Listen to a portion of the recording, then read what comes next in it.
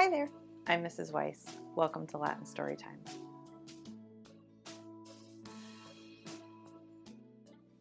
Today I'm going to be telling you the story of the Goose Girl.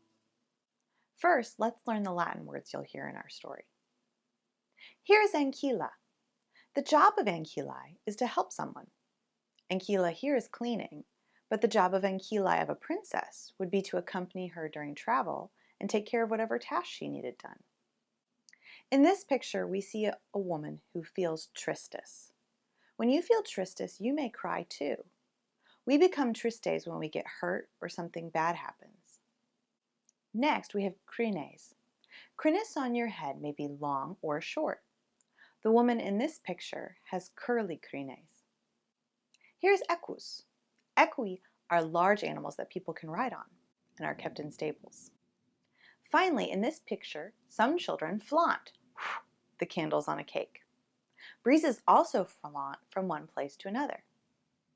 All right, we're ready for the story of the Goose Girl. An old widowed queen had a beautiful daughter who was betrothed to a prince who lived a great way off. And as the time drew near for her to be married, she got ready for her journey to his country.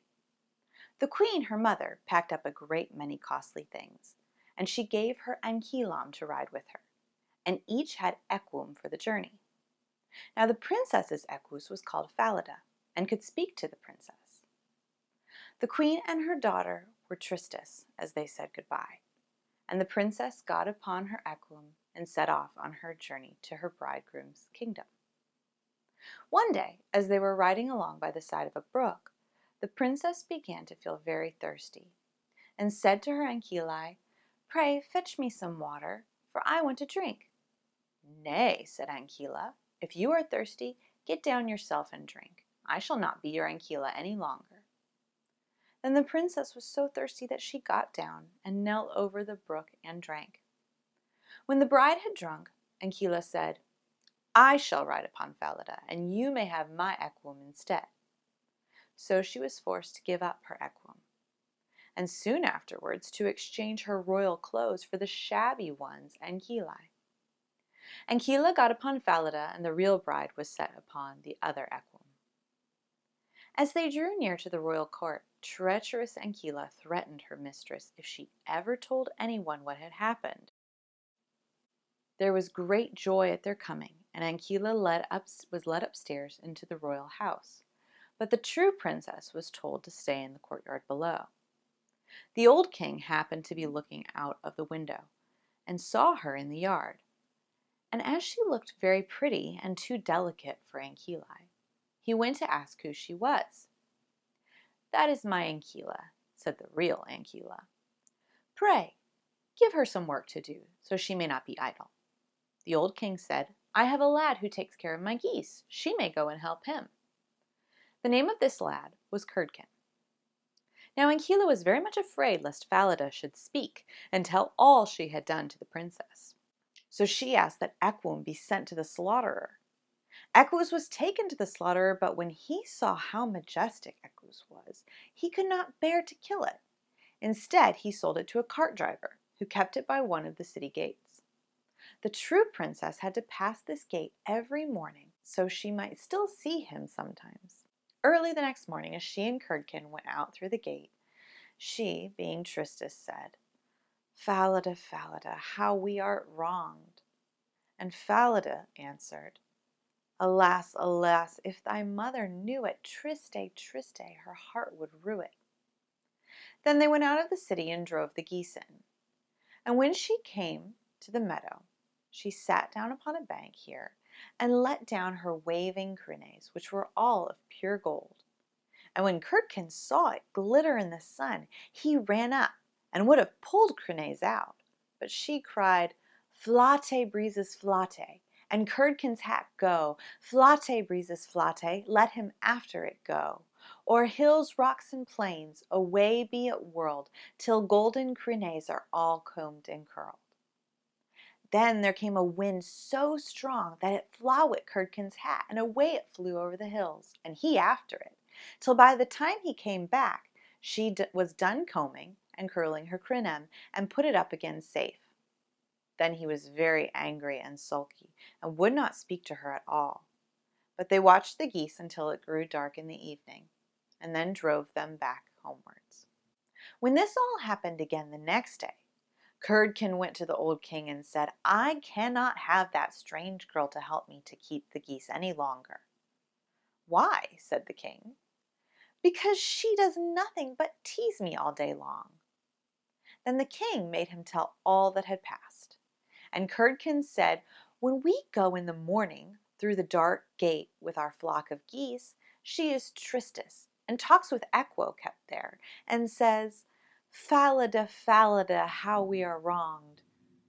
And Equus answers, 'Alas, alas, if thy mother knew it, Triste, Triste, her heart would rue it.'" And Curdken went on telling the king what had happened upon the meadow, and how his hat flatusest, and he was forced to run after it and leave his flock. But the old king told him to go out again as usual the next day. And when morning came, the king placed himself behind the gate and heard how she spoke to Falada, and how Falada answered. And then he went into the field and hid himself in a bush by the meadow's side, and soon saw with his own eyes how they drove the flock of geese, and how, after a little time, she let down her crinem that glistened in the sun. And then he heard her say, "Flate, breezes, flate," and Curdken's hat go, "Flate, breezes, flate, let him after it go. O'er hills, rocks, and plains, away be it whirled, till golden crines are all combed and curled." And soon came a gale of wind, and flaw went Curdken's hat, while the girl went on combing and curling her crinem. All this the old king saw, so he went home without being seen, and when the little goose girl came back in the evening, he called her aside and asked her why she did so. But she began crying Triste and said, "That I must not tell you, or I shall lose my life." But the old king begged so hard that she had no peace till she had told him all, word for word. And it was very lucky for her that she did so, for the king ordered royal clothes to be put upon her. Then he called his son and told him that he had only the false bride, for that she was merely Ankyla, while the true princess stood by. Now the king ordered a great feast to be got ready for all his court. The prince sat at the head table with Ankyla by his side.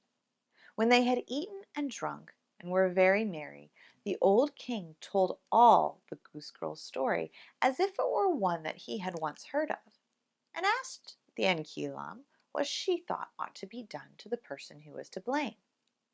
Ankyla responded, describing a very cruel sentence. "Thou art she," said the old king, "and since thou hast judged thyself, it shall be done to thee." And the prince was married to his true wife, and they reigned over the kingdom in peace and happiness all their lives. The end. Thanks for joining me today for Latin Storytime. I'll see you next time. Bye! Hey parents! I want to help your kids keep learning Latin beyond our story time together. Visit latinstorytime.com/signup for free access to each of my parents' guides, where I give you a list of the new words your child learned today and some tips to help you practice those words naturally in your daily life.